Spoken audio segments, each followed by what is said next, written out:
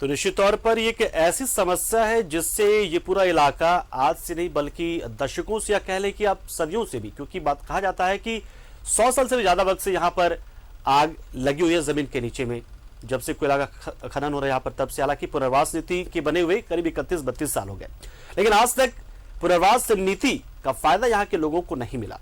और क्यों नहीं मिल पा रहा है, इसके कई तरह के कारण है, क्योंकि समन्वय शायद बहुत अच्छा से बन नहीं पाया होगा या लोग जाना नहीं चाहते। बहुत सारी दिक्कतें, अलग अलग समस्याएं, सबकी अपनी अपनी समस्याएं। दिलीप का रुख करते सीधा। दिलीप, अब क्योंकि केंद्र सरकार की भेजी टीम यहां पर पहुंची, केंद्रीय आपदा प्रबंधन प्राधिकार की टीम पहुंची यहां पर, तो क्या ऐसा लगा, उन्हें क्या समझ आया यहां पर दौरा करने के बाद कि दिक्कत कहां पर आ रही है, कमी कहां पर आ रही है? कहीं ऐसा तो नहीं कि लोग ज्यादा हैं और पुनर्वास के तहत जो आवासीय इकाई बन रहे वो कम है?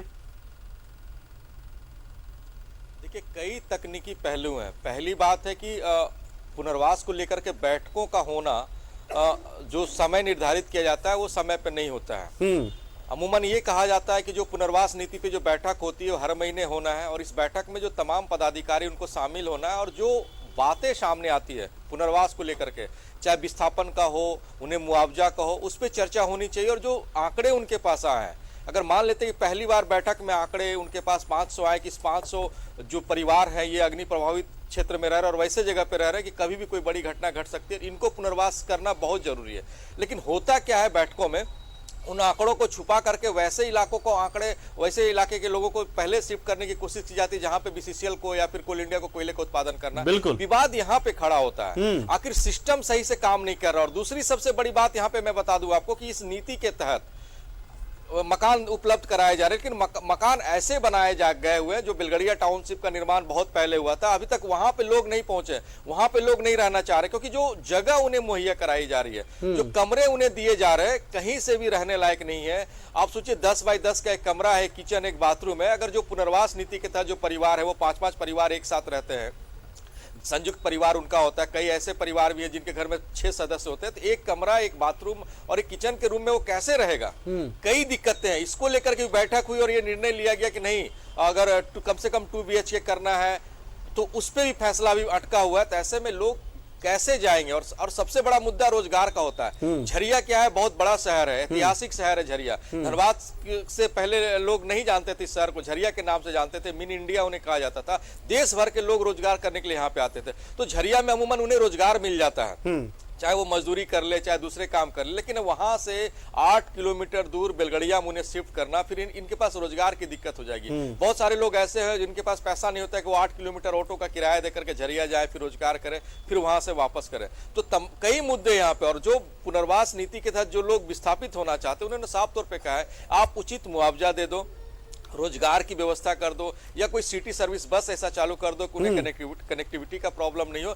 इन बातों को लेकर के कभी भी चर्चा नहीं हुई। और ये क्या पीएमओ, तो ये जो पीएमओ वाली टीम पहुंची थी दिलीप, निश्चित तौर पर ये समस्याएं तो खैर हम लगातार कई सालों से सुन रहे कि समस्या, बड़ी समस्या बेलगड़िया की, चाहे वो आवासीय इकाइयों की कमी हो या आवासीय इकाइयों का जरूरत से छोटा होना हो, या ये समस्याएं रोजगार की तमाम है।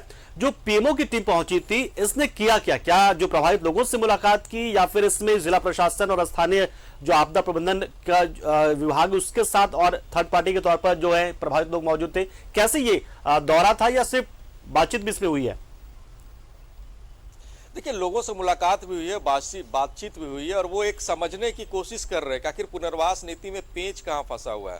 क्योंकि झरिया में एक पहला तो फायर एरिया है, और झरिया में जो कोयला का जो भंडार है वो प्राइम कोकिंग कोल कहा जाता है, उसकी डिमांड ज़्यादा है। उनको कैसे निकाला जाए और निकालने से पहले कैसे पुनर्वासित किया जाए और सही सिस्टम से पुनर्वासित किया जाए, इसका उन्होंने मुआयना किया। और एक जो रिपोर्ट उन्होंने तैयार की होगी वो रिपोर्ट सीधे पीएमओ को सौंपेंगे, और पीएमओ उस आधार पर फैसले लेंगे आगे किस तरह से कार्रवाई होगी। लेकिन उस रिपोर्ट में ये भी जिक्र होगा कि आखिर पिछले कई वर्षों से झरिया पुनर्वास नीति चल रहा है, तो पुनर्वास नीति में पेंच कहाँ से आ रही है, लोग जाना क्यों नहीं चाह रहे हैं, सिस्टम कैसे काम कर रहा है, क्या उन्हें सही तरीके से मुआवजा मिल रहा है, सही तरीके से पुनर्वासित किया जा रहा है। तो तमाम बातों की जांच करने के लिए पीएमओ को शिकायत मिली थी कि सही तरीके से काम नहीं हो रहा है, और भूमिगत इलाके में जो रह रहे हैं, कभी भी कोई अप्रिय घटना घट सकती है, तो उसको लेकर के जांच करने आए। और रिपोर्ट में किन किन बातों का जिक्र वो करते हैं ये आने वाले समय में पता चलेगा। लेकिन रिपोर्ट अगर उनके तरफ से बनाए गए जो 6 सदस्यीय कमेटी है वो रिपोर्ट अगर पीएमओ को सौंपते हैं तो जाहिर सी बात है झरिया के लिए अच्छी खबर होगी, आम लोगों के लिए अच्छी खबर होगी और साथ ही साथ कोल इंडिया के लिए अच्छी खबर होगी। लेकिन रिपोर्ट में वो क्या लिखते हैं, किस तरह से लोगों से मिले, क्या खामियां उन्हें दिखी, ये देखने वाली बात होगी। जी बिल्कुल, बहुत शुक्रिया दिलीप हमारे साथ जुड़े आप। तो निश्चित तौर पर अच्छी बात यह होगी कि रिपोर्ट में वो तमाम बिंदु शामिल रहे जिसको लेकर यहाँ के लोग परेशान हैं। ये नहीं कि जो पिछले शुरू से चले आ रही समस्याएं, स्टीरियोटाइप की जो बातें की जाती है, कागजी कार्रवाई।